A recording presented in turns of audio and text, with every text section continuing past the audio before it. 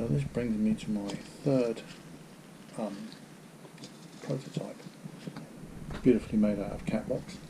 So the servo's in the end there, and the camera is in a cradle between two brackets, and the camera's weight is below the pivot point, and the servo's quieter and can work better.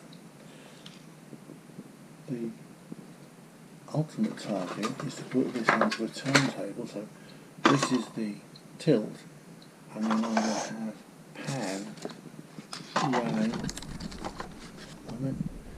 pan will be running on this little turntable, and this will whiz round like that. So the turntable, there's the servo wheel,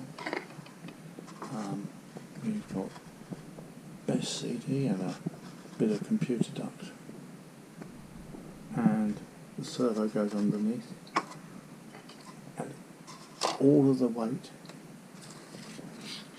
of the camera directly above the tripod, and that's the perfect balance. So we're going to rebuild this in decent materials.